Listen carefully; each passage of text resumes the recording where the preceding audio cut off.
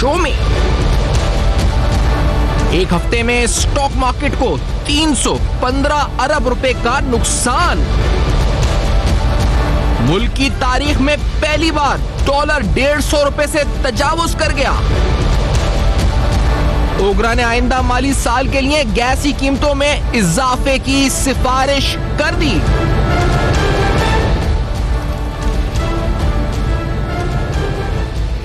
अस्सलाम वालेकुम। वैसे पर्दा हक़ाइक़ सनसनीखेज़ इंकशाफ़ात प्रोग्राम बेनकाब में हूँ आपके साथ सैफान खान। जो महंगाई के साथ हो रहा है, जो इन्फ्लेशनरी इम्पैक्ट IMF प्रोग्राम का सामने नज़र आ रहा है, यानी आप आसान अल्फाज में कहें कि अफराते ज़र महंगाई पे जो कीमतों में इजाफा होगा उससे हटकर एक पॉलिटिकल फॉल आउट भी नज़र आ रहा है। जो गवर्नमेंट का जो पॉलिटिकल कैपिटल या आप कहा जाए कि सियासी बिसात है, उसको जो नुकसान पहुंच रहा है वो भी अपनी जगह हमें नजर आ रहा है। हुकूमत अपने तौर अपने तय जो बार बार बयानात आ रहे हैं गवर्नमेंट की तरफ से, वो आपको बताते हैं। पहले आज फिरदौस आशिक अवान साहिबा ने स्टेटमेंट दी है कि डॉलर पे जो तबसरा कर रहे हैं उनके बारे में उनका क्या कहना है, आपको सुनाते हैं उससे कि गवर्नमेंट ये और एंड देन ऑपोजिशन क्या कह रही है। लेट्स हियर दिस फर्स्ट कि फिरदौस आशिक अवान साहिबा ने क्या कहा है इस बारे में।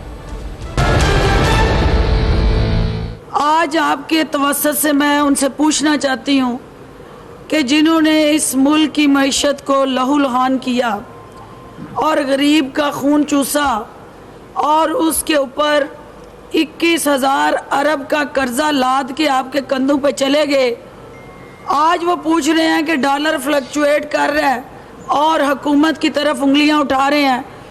एक 8 माह की हुकूमत से आप 70 साल का हिसाब नहीं मांग सकते।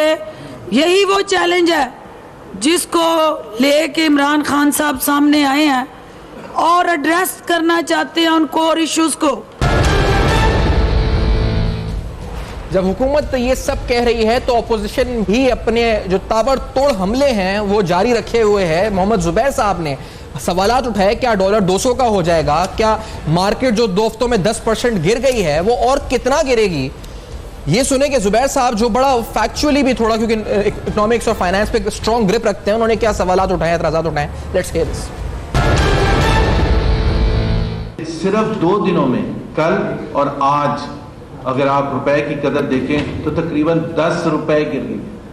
अब उससे जो तबाही महंगाई में आएगी वो तो अपनी तरफ है, उससे पाकिस्तान का कर्जा, कल जब डिवैल्यूएशन हुई थी तो 650 बिलियन रुपए कर्जा ऐड हो गया था, आज 2.5 रुपए मजीद बढ़ा है डॉलर, तो आप सोच लें कि और कितना 200-250 बिलियन रुपए मजीद कर्जा पाकिस्तान का बढ़ गया, यानी कि 1000 बिलियन रुपए 2 दिन में कर्जा बढ़ गया। और इसके साथ जो जाहिर सी बात है, जब डॉलर महंगा होगा आपकी तमाम इंपोर्ट्स महंगी होंगी और उस पर जो असरात होंगे, साथ ही साथ स्टॉक मार्केट की अगर हम सूरत हाल को देखें, और ये जो रुपए की कदर है, इसमें जो अखाड़ पछाड़ ऊपर नीचे ये जानबूझ के किया जा रहा है। ऑपोजिशन की तनकीद और फिर यकीनी तौर पर महंगाई का असर, जिसकी वजह से यकीनी तौर पर आवाम भी मुतासिर हो रहे हैं। एक तो सियासी तौर पर मुश्किलात और फिर महंगाई का बढ़ता हुआ जो इजाफा, जो महंगाई की शरह है, उसकी वजह से गवर्नमेंट के लिए ये IMF प्रोग्राम यकीनी तौर पर निहायत ही कड़वी गोली बन चुका है। इस प्रोग्राम में क्या है क्या नहीं, इसकी डिटेल में जाने से कबल नवीद कमर साहब एक और फाइनेंशियल विजर्ड है अपनी पार्टी के, पाकिस्तान पीपल्स पार्टी के, और उन्होंने भी तनकीद की है। तो आपको बताते हैं जब नून लीग की सुनाई तो पीपल्स पार्टी क्या कहती है, उनके लीडर्स क्या कह रहे हैं। Let's hear this also. नई टीम ने ये मुआहिदा अभी तो स्टाफ लेवल पे ही हुआ है, लेकिन जब इंडिकेशन दे दिया कि हम फ्री फ्लोट एक्सचेंज रेट पे जा रहे हैं, उसका मतलब ये है कि मार्केट खुद तयन करेगी कि एक्सचेंज रेट क्या होगा। उससे जो मार्केट में लोग बैठे हैं, कुछ खौफ से और कुछ सट्टा बाजार खेलने के हिसाब से, वो तो ये अभी सिर्फ शुरू हुए हैं, वो तो किसी वक्त भी मार्केट को चढ़ा सकते हैं या गिरा सकते हैं। तो ये तो बातें वो हैं जो सारी सियासी, यानी जो हुकूमत की तरफ से मौक़िफ़ आया है उसके जवाब में, या जब हुकूमत जवाब दे रही है अपोजिशन की सियासी तनकीद, या फैक्चुअली अगर गवर्नमेंट जो अपोजिशन तनकीद कर रही है गवर्नमेंट की पॉलिसीज़ पर, फाइनेंस मिनिस्टर की, क्योंकि हमने जब आपको बताया कि स्टॉक मार्केट के हवाले से डिटेल्स ये हैं कि आज भी 804 पॉइंट्स की कमी है, तकरीबन 1800 अरब रुपए के इस वक्त ओवरऑल डिक्लाइन मार्केट कैप में आ चुका है। एक हफ्ते में 300 अरब से ज्यादा का मार्केट कैप में डिक्लाइन है। आज एक दिन में कहा जा रहा है कि 133 अरब रुपए सरमायाकारों के डूब चुके हैं। हफीज शेख साहब ने कुछ मेजर्स और कुछ सपोर्ट की बात की थी जब ब्रोकर्स से उनकी कहा जा रहा है गवर्नर हाउस से मुलाकात हुई, उन्होंने एनआईटी के जरिए 20 अरब के फंड की बात की थी। लेकिन हफीज शेख साहब ने मईशत के बारे में जो बात की है वो बड़ा सुनवाना जरूरी हो जाता है सारी तनकीद और सियासी बातों के बाद कि फाइनेंस मिनिस्टर क्या सोच रहे हैं, क्या कह रहे हैं। Let's hear this also. अगर 31 खरब रुपए आप कर्ज ले लें और एक इंडिकेटर या दूसरे पे खर्च करके उसको बेहतर कर दें तो वो खर्च तो वापस करना है ना, जो कर्ज है वो वापस करना है या नहीं करना है, उससे तो कोई नहीं बच सकता है ना। तो उसके असरात देखें उसके असरात तो होने हैं ना। ये अहम तरीन मामलात और इससे जुड़े हुए तमाम सवालात हम जानेंगे डॉक्टर आबिद सुलेरी साहब से। पहले हमें ज्वाइन कर रहे हैं इस्लामाबाद स्टूडियोज में, एग्जीक्यूटिव डायरेक्टर हैं एसडीपीआई के और माहिर मईशत हैं और बहुत खूब लिखते भी हैं, बोलते भी हैं मईशत पे। डॉक्टर साहब आपका बहुत शुक्रिया, आपने वक्त दिया, प्रोग्राम में ज्वाइन किया। मैं आपसे स्टार्ट इसी बात से करना चाहूँगा सुलेरी साहब, आपका कॉलम भी मैंने पढ़ा, उसमें आपने शुरू की लाइन में जिक्र किया था कि uncertainties of 9 months will end after the IMF programme, और ये मैं भी सोच रहा था, ये आप भी सोच रहे थे, लेकिन unfortunately uncertainty has not ended और वो तो लग रहा है बढ़ चुकी है। ये जो हमें मार्केट में डिक्लाइन नजर आ रहा है, ब्लड बाथ नजर आ रहा है स्टॉक मार्केट में, करेंसी मार्केट में, क्यों नहीं खत्म हुई अनसर्टेनिटी? डॉक्टर साहब, जो आप एक्सपेक्ट कर रहे हैं, जो मैं एक्सपेक्ट कर रहा था, सब कर रहे थे, क्या हुआ क्या आखिरकार IMF प्रोग्राम के बाद? जी शुक्रिया सफियान। मेरा ख्याल है कि मैं आपकी बात से बिल्कुल मुत्तफिक हूँ कि गैर यकीनी सूरत हाल का खात्मा हमारी तवक्कुआत के मुताबिक नहीं हुआ, और वो इसलिए नहीं हुआ कि अब हुकूमत को अपना एक नैरेटिव बिल्ड करना है और एक कम्युनिकेशन पॉलिसी अपनी बनानी है कि वो बता सकें कि IMF प्रोग्राम में जो अहम उसकी जो जुजियात हैं अभी तक जो स्टाफ लेवल पे जो डिस्कस हुई हैं उसका कोई खत ख्याल थोड़े से बता सकें। हुकूमत ये ज़रूर कह सकती है कि अभी चूँकि फाइनल एग्रीमेंट बोर्ड से साइन नहीं हुआ, एग्जेक्टिव बोर्ड के अप्रूवल के बाद इसको इम्प्लीमेंट किया जाएगा और उसमें पता चलेगा कि आपके टारगेट्स क्या हैं, आपके नंबर्स क्या हैं, लेकिन कम अज़ कम ये नवीद बताई जा सकती है, इतला दी जा सकती है गवर्नमेंट की तरफ से कि फ़ला सेक्टर जो है वहाँ पे मॉनेटरी टाइटनिंग होगी। अगर हमें फ्री फ्लोट पे जाना है या स्टेट बैंक जो है वो उसके पास थोड़ा सा कुशन होगा, जैसा कि एक मॉडल ये भी डिस्कस हो रहा था IMF के साथ कि 3 महीने स्टेट बैंक जो है उसको एक महदूद जो है मिकदार उस हद तक ओपन मार्केट में करेंसी को मैनिपुलेट करने की इजाज़त दी जाए। क्वार्टर के अख्ताम पे स्टेट बैंक अपना बफर जो है वो या बाई करे या जैसे भी अपने रिजर्व पूरे करे उसको पूरा करना होगा। तो ये जब तक इन जुजियात से आगाह नहीं किया जाता स्टेक होल्डर्स को, मार्केट को, बिजनेसेस को, तब तक शायद ये अनसर्टेनिटी जो है वो कायम रहेगी। और यकीनन इस वक्त एक बड़ी clear financial communication, economic communication policy जो है वो हुकूमत को लेके आने की जरूरत है। अच्छा, ये जो उस स्ट्रेटेजिक पे जो कॉन्फिडेंस की बात है, कल जब मीटिंग हुई आपकी भी इत्तलात होंगी कि हमने सुना कि फाइनेंस मिनिस्टर वहां बैठे और उन्होंने स्टॉक ब्रोकर से ये कहा कि आप बताएं कि मसला क्या है, सेंटिमेंट्स किस तरह हम दोबारा बेहतर कर सकते हैं। उन्होंने मार्केट सपोर्ट फंड की बात की, एनआईटी के जरिए बात की, उन्होंने फिर वो शायद एससीसीपी के कुछ मामला ब्रोकर्स के उसकी बात की। तो जो वो कह रहे थे, जो स्टॉक ब्रोकर्स कह रहे थे, वो उन बातों को वहीं का वहीं हमने सुना कि टेलीफोन पे या तो वो उसको वहीं रिजॉल्व करने की कोशिश कर रहे थे। डिस्पाइट ऑल दैट, ये तो कल की मीटिंग थी, आज फिर 804 पॉइंट्स का डिक्लाइन है। तो ये मार्केट अपने आप को करेक्ट कर रही है डिस्काउंट रेट की प्रोजेक्शंस के हिसाब से, या ये कुछ और मसला है, क्या हो रहा है आखिरकार? देखिए, चूंकि अभी आपकी मॉनेटरी पॉलिसी पे आने वाली है तो मार्केट डेफिनेटली उसके मुताबिक भी अपने आप को एडजस्ट कर रही होगी। लेकिन एक और जो चीज़ थी, मेरा ख्याल है कि इस वक्त अगर हम एक कड़वी गोली निगलने के लिए तैयार हो चुके हैं तो फिर उसमें लोगों को फाल्स होप देने की जरूरत नहीं है। अभी जो 2 दिन पहले जो मीटिंग हुई प्राइम मिनिस्टर के साथ जो मनी एक्सचेंज डीलर्स की, वो मीटिंग का मुझे कोई समझ नहीं आई कि उसकी करने की कतई तौर पर कोई ज़रूरत नहीं थी, क्योंकि इसका जो मैसेज गया है वो ये गया कि एक तरफ तो आप मनी एक्सचेंज डीलर्स को प्राइम मिनिस्टर साहब के ऑफिस से कहा जा रहा है कि वो 144 से ऊपर नहीं लेके जाएंगे, और अगर किसी ने कोई इसको मार्केट को मैनिपुलेट करने की कोशिश की, मनूवर करने की कोशिश की, उससे आनी हाथों से निपटा जाएगा। और अगले दिन डॉलर जो है वो फिर 2-3 रुपए की जंप ले जाता है। तो मैसेज तो इसका ये जाता है कि प्राइम मिनिस्टर ऑफिस जो है वो इस सारे मामले में बेबस है इस मामले को कंट्रोल करने के लिए। सही। तो मेरा ख्याल है कि इस तरह की जो मीटिंग्स हैं, जो नी जर्क रिएक्शन है, वो करने से गुरेज करना चाहिए इस वक्त। और अगर आप किसी एक जगह पे जब पॉलिसी ठीक काम नहीं कर रही होगी तो यकीनन फिर आप जो स्टॉक एक्सचेंज ब्रोकर्स के साथ मीटिंग है या किसी और के साथ मीटिंग है, वहाँ पे भी यही इसी तरह का ख्यालात जन्म लेंगे कि अगर मनी एक्सचेंज डीलर्स के साथ मीटिंग कामयाब नहीं हुई, उस पर हुकूमत इम्प्लीमेंट नहीं करवा सकी तो बाकी जगहों पे इम्प्लीमेंट नहीं करवा पाएगी। तो अगेन मैं यही कहूँगा कि इस गैर यकीनी सूरत हाल से निपटने के लिए बहुत क्लियर होना चाहिए कि जी इसके लॉन्ग टर्म बेनिफिट्स ये हैं, जो कि मुझे भी पता, आपको भी पता है कि ये it's like a chemotherapy.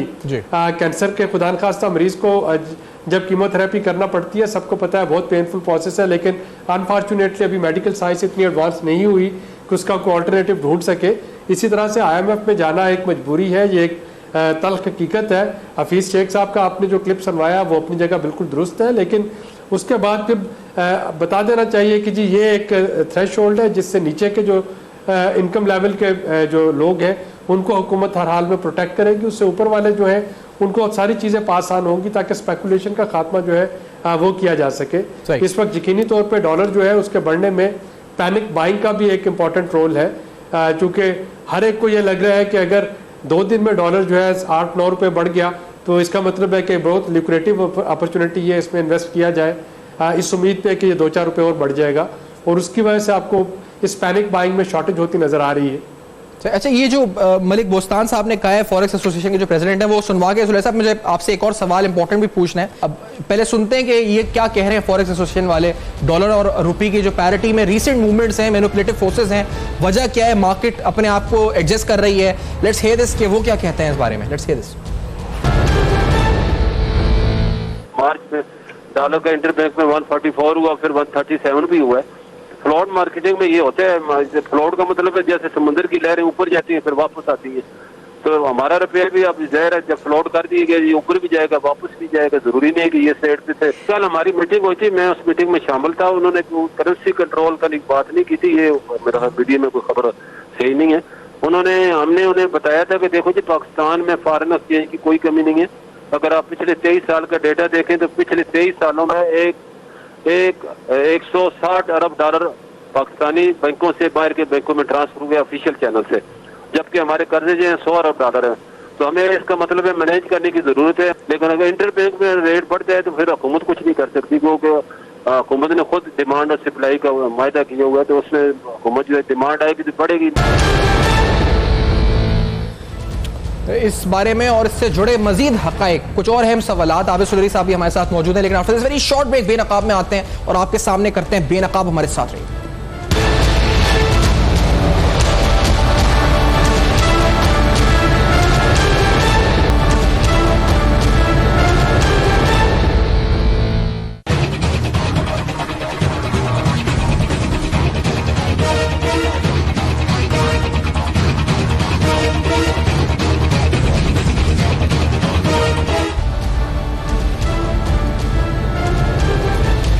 Welcome back. आप देख रहे हैं बेनकाब, और बेनकाब में अहम तरीन सवालात मईशत के हवाले से, मुस्तकबिल क्या होगा इस पर भी अहम सवालात उठाते हैं। हमारे साथ डॉक्टर आबिद सुलेरी साहब इस वक्त SDPI के एग्जीक्यूटिव डायरेक्टर मौजूद है इस्लामाबाद से, और मोहम्मद जुबैर साहब हमें ज्वाइन कर रहे हैं, नून लीग के सीनियर रहनुमा। जुबैर साहब, आपकी अभी हमने प्रेस कॉन्फ्रेंस का कुछ नुकात सुनवाए भी लोगों को। मैं स्पेसिफिकली आपसे क्योंकि एक बात जानना चाह रहा हूँ, आप इसको किस तरह देख रहे हैं इस चीज़ को कि एक तरफ प्राइम मिनिस्टर साहब एक्सचेंज कंपनीज को बिठाकर ये कह रहे हैं कि आप रिस्ट्रेंट करें, यानी मैनिपुलेटिव फोर्सेस को रोकने की कोशिश कर रहे हैं FIA या जो भी IB के जरिए लॉ एनफोर्समेंट के। दूसरी तरफ स्टेट बैंक कह रहा है जी कि market determined exchange rate IMF से मुआहिदा हो चुका है, और वो लग रहा है कि जो साइलेंट सपोर्ट स्टेट बैंक फराहम करता था रुपये को डॉलर के अगेंस्ट, वो अब नहीं कर रहा। तो ये कॉन्ट्रडिक्टरी व्यूज नहीं है प्राइम मिनिस्टर और स्टेट बैंक के, या ये मैं समझ रहा हूँ या ऐसा वाकई में हो रहा है, क्या चक्कर है? बिल्कुल सही बात है कि कॉन्ट्रडिक्टरी है और हम सब कंफ्यूज हैं, और सबसे ज्यादा कंफ्यूज हैं प्राइम मिनिस्टर साहब खुद। आपको याद होगा आज से कुछ 4-5 महीने पहले जब एक दिन को 10-12 रुपए की कदर कम हुई थी जी, तो उस वक्त के फाइनेंस मिनिस्टर ने ये बताया था टीवी पर कि उनको एक दिन पहले शाम को गवर्नर स्टेट बैंक ने बताया था, और according to then finance minister उन्होंने प्राइम मिनिस्टर को खुद पर्सनली कम्युनिकेट किया था। प्राइम मिनिस्टर ने दूसरे दिन ये कहा सबके सामने कि मेरे पास फोन आ रहे हैं, लोग परेशान हैं, मुझे टीवी से पता चला। अब जो आप जिस मीटिंग का जिक्र कर रहे हैं कि उस पे उन्होंने ये भी कहा कि हम एक कंट्रोल मैकेनिज्म बना रहे हैं और एक कमेटी जिसको हेड प्राइम मिनिस्टर करेंगे। आई मीन पहली चीज तो ये है कि विद और without IMF central bank is supposed to be absolutely independent अपने फैसलों में, और खासतौर पर एक्सचेंज रेट के हवाले से। यही एक स्टेट बैंक का जो एक मैंडेट है। फिर हम IMF के प्रोग्राम में भी चले गए, उसमें भी हमने कुछ वादे और कमिटमेंट्स किए कि हम कैसे एक्सचेंज रेट मैनेजमेंट के हवाले से हम क्या करेंगे। और जो खदशा था, जो हम कह रहे थे कि ये मार्केट फोर्सेस डिटरमिन करेंगी, इसका मतलब ये होगा कि बिल्कुल खुली छूट होगी मार्केट को, और स्टेट बैंक खुद अपने से without pressure from the finance ministry और द प्राइम मिनिस्टर खुद अपने से अगर मैनेज करने की कोशिश करेगा, उसको संभालने की कोशिश करेगा, तो वो मैं तो उसके सपोर्ट हमेशा करता हूँ, क्योंकि यू कांट जस्ट लेट। सो अब हमें ये नहीं समझ आ रहा स्टेट बैंक की तरफ से कि जी ये आपको ये भी याद होगा कि पिछले महीने के शुरू में जब फाइनेंस मिनिस्टर उस वक्त के थे और वॉशिंगटन में थे, और जाने से पहले और 2-3 दफा उन्होंने मीटिंग में ये भी कहा कि अब इक्विलिब्रियम पर पहुंच चुका है एक्सचेंज रेट, और अब कोई चेंज होने का कोई सवाल नहीं पैदा होता। तो we are at a loss to understand like all other areas जो इकोनॉमी की हैं, उसमें ये हुकूमत का मैसिव फेलियर है और लैक ऑफ अंडरस्टैंडिंग है, लैक ऑफ डायरेक्शन है। तो उससे जाहिर है जो इन्वेस्टर्स हैं, जो स्टेकहोल्डर्स हैं, ये तो रुपये और डॉलर की बात हो गई कि यहाँ बड़ा मैसिव लेवल पे कंफ्यूजन है। दूसरा एक है स्टॉक मार्केट, जहां पर आपका एक हफ्ते में मार्केट कैप 300 अरब से ज्यादा नीचे आ चुका है। एक दिन में आज 133 अरब रुपए कहा जा रहा है कि लॉस हुआ इन्वेस्टर्स का। लोग रो रहे हैं, पोर्टफोलियोज उनके सारे डूब गए, सेविंग्स लोगों की जा रही हैं। वहां मसला ये है कि वहां तो गवर्नर हाउस में कल हमने सुना है कि फाइनेंस मिनिस्टर बैठे और उन्होंने उनसे पूछा कि आपके मसाइल क्या हैं, तो उन्होंने वहीं के वहीं कहा कि फोन पे गवर्नर फाइनेंस मिनिस्टर साहब ने NIT की इन्वेस्टमेंट 20 अरब रुपए या SECP के इश्यूज को डील करने के लिए वहीं टैकल करने का कहा, उस कॉन्फिडेंस या सेंटिमेंट्स को वापस लाने के लिए। डिस्पाइट दैट आज 800 पॉइंट्स मार्केट गिर गई। तो वहां वजह क्या है कि वहां एमनेस्टी भी आ गई, सब कुछ हो गया, IMF प्रोग्राम भी साइन हो गया, वहां भी अनसर्टेनिटी खत्म नहीं हो रही, मार्केट गिरे जा रही है। जुबैर साहब अब ये देखें ना कि ये एक ऐसा मेरा ख्याल है हौलनाक सिनेरियो है जो मुझे तो कम से कम कुछ सालों से याद नहीं है कि हुकूमत बिल्कुल बेबस लगे। और जाहिर सी बात है स्टॉक मार्केट में जो भी होता है उसकी एक दो वजूहात होती है। एक तो जो कंपनीज हैं जो वहाँ ऑपरेट करती हैं, उनके कॉर्पोरेट रिजल्ट एक यकीन करते हैं, लोगों को कॉन्फिडेंस देते हैं कि जी कॉर्पोरेट रिजल्ट अच्छे हैं तो आप जाके इन्वेस्ट करें। लेकिन उससे सबसे ज्यादा अहम जो होता है वो सेंटिमेंट होता है, माहौल होता है, एक मोमेंटम होता है कि वो क्रिएट होता है गवर्नमेंट की ओवरऑल इकोनॉमिक पॉलिसी से, ओवरऑल माहौल से, बाकी सेक्टर्स भी अच्छे, एक फील गुड फैक्टर होता है कंट्री में। इस वक्त अनफॉर्चुनेटली जो सिचुएशन है कि बिल्कुल जो कॉन्फिडेंस है वो बिल्कुल शटर हो चुका है और किसी को भी कोई भी एतबार करने के लिए तैयार नहीं है कि इतना ज्यादा हो गया। इस हफ्ते का ही आपने जिस तरह से बताया, और अगर हम पिछले हफ्ते भी अगर तूफान ये प्रोग्राम कर रहे होते तो उस वक्त भी हमारी कोई टोन कोई डिफरेंट ना होती in terms of stock market की जो बैटरिंग है पिछले इतने अरसे से। अब मसला जो सबसे बड़ा है, जो सबसे बड़ा मसला ये है वो ये है कि इस वक्त हुकूमत कोई भी नहीं है। हम जब सवाल पूछते हैं तो वो कहते हैं कि पिछली हुकूमत की वजह से, तो इसका मतलब इस हुकूमत की रिस्पॉन्सिबिलिटी तो कोई है ही नहीं। तो हम ये पहली दफा दुनिया की हिस्ट्री में, 200 ममालिक की हिस्ट्री में, कि हुकूमत वक्त जवाब दे ही नहीं है, क्योंकि वो उनके पास सिर्फ ये जवाब है ये जो छोड़ के गए उसकी वजह से सब है। तो भाई हम फिर हमें टाइम फ्रेम बता दें कि जी आज से 2 साल के बाद, 1 साल के बाद, 4 साल के बाद कोई वक्त आएगा जब आप भी रिस्पॉन्सिबिलिटी लेंगे, आप भी ओनरशिप लेंगे, आप भी आंसरेबल होंगे इन इस खतरनाक सिचुएशन के। सो हमारे लिए तो, हमारी पार्टी के पॉइंट ऑफ व्यू से तो वो टाइम फ्रेम, वो रेड लाइन हम क्रॉस कर चुके हैं। अच्छा, एक लास्ट चीज मैं क्लैरिफाई आपसे करवाना चाह रहा हूं, क्योंकि ये बड़ी इंपॉर्टेंट एक बात आजकल ये सोशल मीडिया के थ्रू सवाल उठ रहा है, और कुछ मैंने PTI के रहनुमाओं को भी एक दो सुना और कुछ एनालिस्ट वगैरह भी, वो कहते हैं जब गवर्नमेंट आई PTI की तो दे न्यू के जो आपके बैलेंस शीट पे डेट है वो उनके सामने था, लेकिन एक डेट ऐसा था जो सॉवरेन डेट, जब उन्होंने टोटल देखा तो वो कहते हैं इसहाक डार साहब ने ऐसा बहुत सा लोन गिरवी रख के रेडियो पाकिस्तान, मोटरवे और वो पब्लिक लिमिटेड कंपनीज के नाम पर वो लोन उन्होंने लिया और वो लोन वाज हिडन, वो was not on the books. और वो जब पता चला तो वो $32 बिलियन है, पीटीआई को पता चला उसकी अमाउंट, और वो that was something that Imran Khan and the government was not prepared for. क्या ये बात सच है? बिल्कुल झूठ है, बिल्कुल झूठ है भाई। ऑन द बुक्स नहीं रखेंगे तो कहीं तो पार्क करेंगे, ये नहीं करेंगे, कैसे हो सकता है? तो वो अभी कहाँ है? अभी कौन सी बुक्स में रिफ्लेक्ट करे? चले हमने नहीं पीएलसीज के नाम पे, पब्लिक लिमिटेड कंपनीज के नाम पर एसेट्स को गिरवी रख के लोन लिया गया, वो यानी गवर्नमेंट नहीं बल्कि पीएलसीज के नाम पे लोन, उनके कंपनीज के नाम पे ले लीजिए। दो चीजें, कौन सी कंपनी के नाम पर है? पीआईए में, पाकिस्तान स्टील में, किस रेलवे में, किस कंपनी की बुक्स में है वो?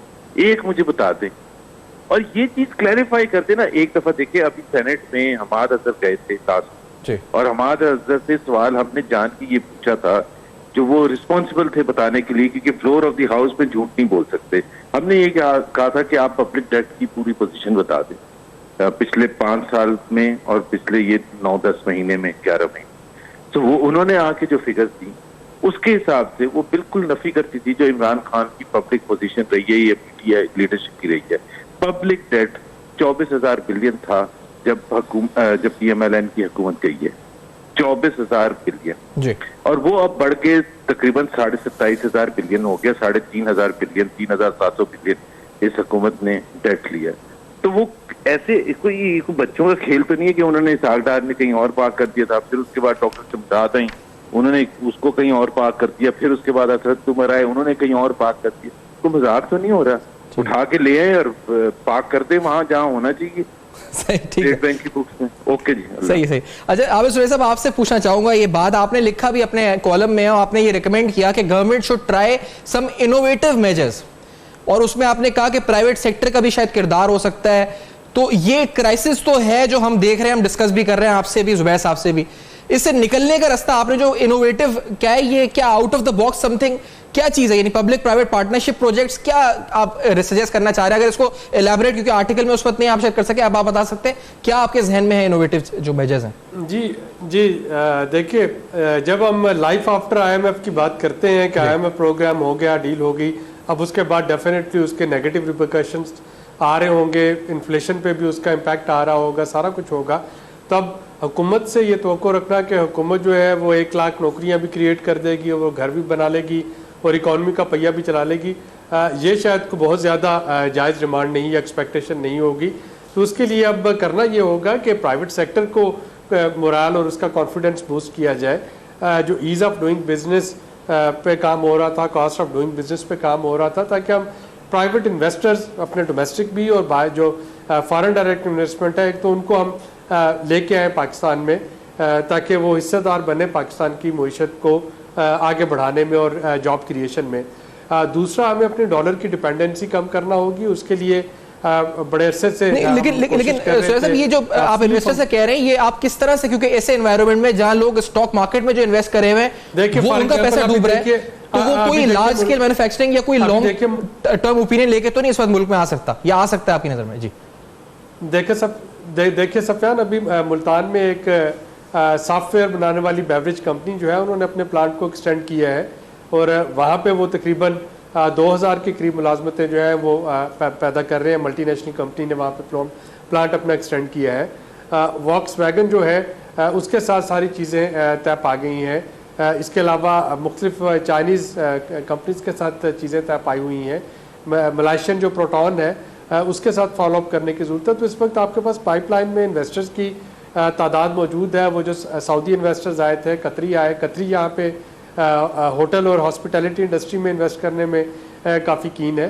तो उन सब लोगों को आपको लेके आने की ज़रूरत है और वो तभी आएंगे जब आप उनके लिए एंट्री और एग्जिट दोनों इजी करें, ताकि एक ईज़ ऑफ डूइंग बिजनेस हो, वो लोग आए।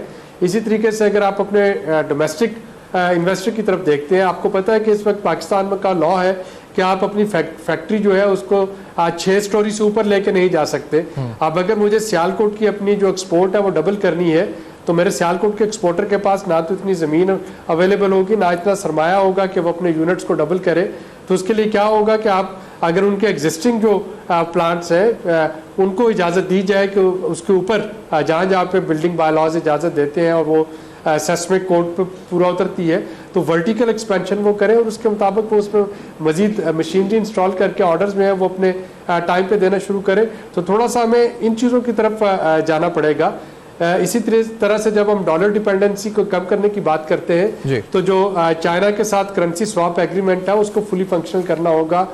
युआन बॉन्ड्स की बात जो थी वो इस वक्त भी, इस दफ़ा भी वज़ीर आज़म के वफ्द ने जब बेल्ट एंड रोड फोरम पे गए तो वहाँ पे की, तो कम से कम जो चाइना के साथ हमारे मामला तय पा रहे हैं उनको युआन में ट्रांसफ़र कर दिया जाए ताकि वहाँ पे आपकी जो डॉलर की रिक्वायरमेंट है वो कम हो सके।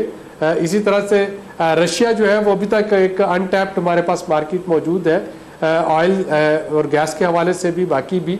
और रशिया और चाइना जो है उन्होंने करेंसी स्वैप कर रखा है रूबल का और युआन का, इसी तरीके से पाकिस्तान भी कर सकता है। तो हमें थोड़ा सा जियो स्ट्रेटेजिक और जियो पोलिटिकल सिचुएशन देखते हुए अपने कार्ड्स खेलना होंगे कि इस वक्त अगर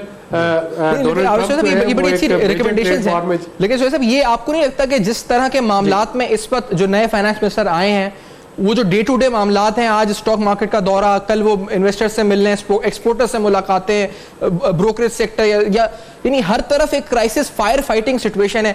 जो आप बातें कह रहे हैं बड़ी अच्छी हैं, लेकिन इनको इंप्लीमेंट करने के लिए he needs time, he needs a strategy and he needs time to think, जो अब लग रहा है अभी है नहीं। और ये कोई या तो डॉक्टर अरशद हुसैन कोई थिंक टैंक को पीछे बैठ के जो काम करे सारे।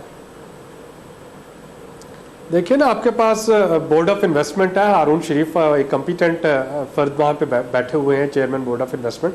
तो ऑब्वियसली उनको मजीद मैंडेट दे के उनसे फॉलोअप हमें करवाना चाहिए। इसी तरीके से अब अगर आपके पास एक कॉम्पिटेंट गवर्नर स्टेट बैंक आगे हैं, पहले भी कॉम्पिटेंट थे, ये वाले भी हैं, इनके पास इंटरनेशनल एक्सपोजर भी है, तो उनको फौरी तौर पे करेंसी स्वैप पे लगा देना चाहिए कि करेंसी स्वैप और जो युआन बॉन्ड्स हैं टारगेट दें कि अगले 3 महीने में उनको फ्लोट करें ताकि डॉलर पे डिपेंडेंसी जो है वो तो कम हो सके। जब तक आपकी फॉरेन एक्सचेंज बास्केट जो है वो डाइवर्सिफाई नहीं होती है और आपकी डीलिंग जो है वो डॉलर से निकल के दूसरे करेंसीज में नहीं जाती है, तब तक मुश्किल हो जाएगा हमारे। एक ब्रेक की तरफ हमें बढ़ना है। आपने जो रिकमेंडेशंस दिए बड़े इंपॉर्टेंट हैं, इस पर भी और दीगर हवालों से भी हम इस क्राइसिस से किस तरह सकते हैं और ये क्राइसिस है क्या, आपको ये तो समझाया, ये तो अब तक हमने बात की है कि इसकी डेप्थ कितनी है, इसमें क्या मसला है, कहाँ कॉन्ट्राडिक्टरी ओपिनियन सामने आ रहे हैं। आफ्टर दिस ब्रेक सॉल्यूशंस और दीगर मसाइल के ऊपर, मईशत से जुड़े ही पॉलिटिकल फॉल आउट पर भी इस ब्रेक के बाद हमारे साथ रहिए।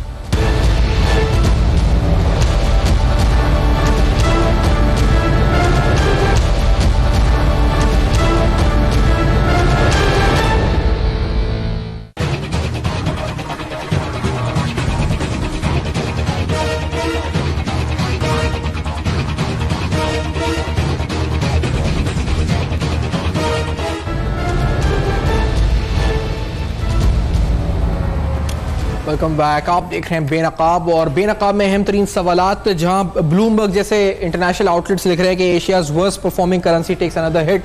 वहां पॉलिटिकल हम देख रहे हैं गवर्नमेंट के लिए फॉल आउट है, सियासी तौर पे मुश्किलात आ रही हैं, महंगाई में इजाफा है। उधर कहा जा रहा है कि ओगरन रिकमेंडेशन दी है कि 47% औसतन जो अगले साल रिकमेंडेशन दी है, सिफारिशात दी हैं, वो SNGPL और SSGC ने अलग अलग दी हैं, और एक ने 28% और एक ने 47% इजाफे की बात की है गैस की कीमतों में। तो ये तमाम implications of the IMF programme हमें नजर आना शुरू हो गई हैं।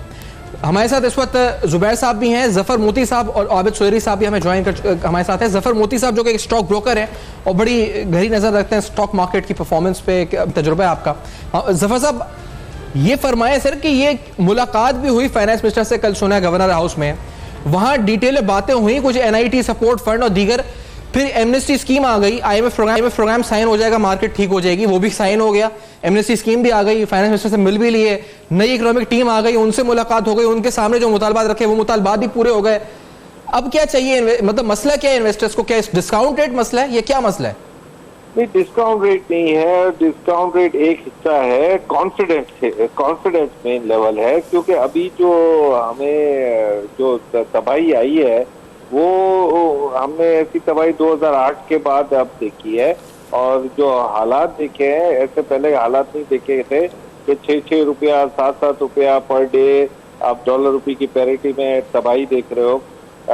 लोगों का जो पूरा पाकिस्तानी रुपीज है में वो समझ गए कि वो 50% गरीब हो गए, यानी अगर वो करोड़ रुपए की पार्टी थे तो आज 70 लाख रुपए की पार्टी रह गए।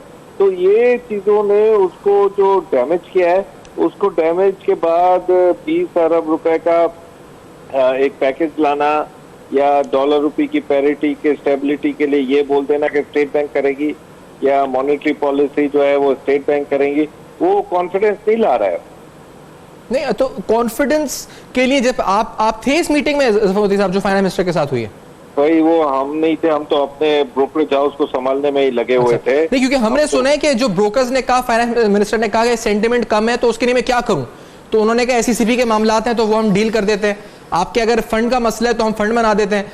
यानी जो सेंटिमेंट को लेकर मसाइल थे वो रखे उनके सामने, उन्होंने वहीं के वहीं एड्रेस किए, तो उसके बावजूद भी क्या मतलब ये समझ नहीं आई बात। यानी फाइनेंस मिनिस्टर को बताते कि भाई हमें ये कॉन्फिडेंस, कि आपकी जात पे कॉन्फिडेंस नहीं है, इमरान खान पे कॉन्फिडेंस नहीं है, IMF पे कॉन्फिडेंस, किस बात पे मसला आ रहा है कॉन्फिडेंस का? कॉन्फिडेंस का मसला ये आ रहा है कि डॉलर रुपए की पैरिटी को स्टेबल करें जी। इंटरेस्ट रेट मॉनेटरी पॉलिसी में मंडे को जो है वो हमें ये कहें कि नहीं हम नहीं बढ़ा रहे IMF की वजह से। अच्छा। अपना जो गैस का और इलेक्ट्रिसिटी का जो बिल अब आएगा उसे हम कुछ नहीं कर रहे और ना इंडस्ट्रियों पर ज्यादा नहीं लगा रहे।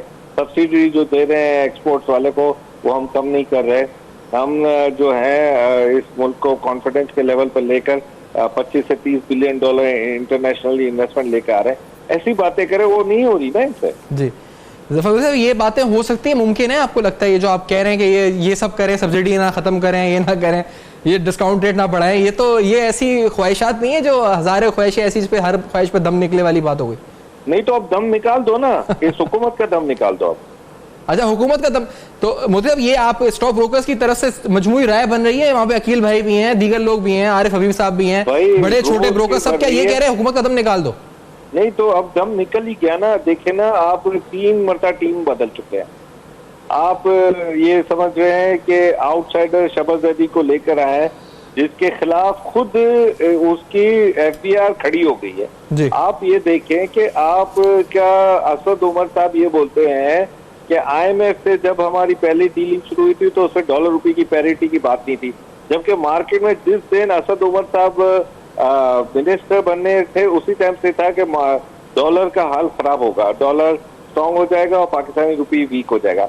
आप ये देखिए कि ये श्रीलंका हमारे से करेंसी में वीक है, लेकिन worst currency in the world को ब्लूमबर्ग ने पाकिस्तानी रुपीस को कहा है। ठीक है, देखिए ज़फ़र साहब, ये जो डिस्काउंट रेट वाली बात है, मैं इस पे पूछ के आप साहब से पूछूंगा इस बारे में, कितनी मार्केट एक्सपेक्ट कर रही है ये मंडे को, या जो भी डिसीजन आएगा, ये 50, 100, एक जगह 200 भी लिखा हुआ था, यानी आप तो कह रहे हैं हुई ना कम, ख्वाहिश तो ये है, लेकिन कितना कम हो सकता है, क्या लग रहा है आपको, कितना बढ़ सकता है आगे? ज़फ़र मोदी साहब मुझसे ही पूछ रहे हैं? जी आपसे पूछ रहा हूं, आपसे पूछ रहा हूं। 50 बेसिस पॉइंट तो बढ़ जाएगा। 50 बेसिस पॉइंट बढ़, यानी मार्केट एंटिसिपेट कर रही है कि 50 बेसिस पॉइंट बढ़ जाएगा। अब वो मार्केट की फाइट है बिटवीन के 20 बिलियन या 17 बिलियन से 20 बिलियन जो आएगा फंड मार्केट में, और जो मॉनेटरी पॉलिसी आएगी। मॉनेटरी पॉलिसी आएगी हमारी मार्केट के बंद होने के बाद। हमें एक्सपेक्टेड ये है कि जो इन्होंने कमिटमेंट की है वो 12% से ऊपर जाने की, वो अब ये दिखा देंगे, क्योंकि इनको पता है कि जो हम लोगों के जो हालात है उससे हम IMF से टक्कर नहीं ले सकते। ठीक है, ये आप सही कह रहे हैं। आप साहब, ये जो बात है, ये मुतालबा है डिस्काउंट रेट वाला, क्या हमारे पास इतना रूम है कि हम इसमें एडजस्ट कर सकें? ऑलरेडी हमारे रियल इंटरेस्ट रेट तो पॉजिटिव हैं, अगर आप मंथली इन्फ्लेशन 8.4% गालिबन आई थी, तो हम वो जो 3-4% तो ऑलरेडी हम ऊपर हैं, अब और बढ़ाना जरूरी है 200 या 300 बेसिस पॉइंट या 50 बेसिस पॉइंट इज एनफ? ये मार्केट जितना एंटिसिपेट कर रही है, क्या गवर्नमेंट इनको ये प्लेज या कमिटमेंट कर सकती है कि 50 से ऊपर नहीं जाएगा? देखिए, जो हमारा शुरू में बड़ा इंटरेस्ट रेट, आई थिंक वो ओवर रिएक्शन था जो लास्ट टाइम नवंबर में जब रुपये की डेप्रिसिएशन हुई, और उसको एंटिसिपेट करते हुए स्टेट बैंक ने जो इंटरेस्ट रेट बढ़ाया, वो मेरा ख्याल में एक ओवर रिएक्शन था और नी जर्क रिएक्शन था, उसकी ज़रूरत नहीं थी। लेकिन इस वक्त जब आप प्रोग्राम में एंटर हो चुके हैं, तो मेरा नहीं ख्याल कि इंटरेस्ट रेट बढ़ाए बगैर कोई गुजारा होगा।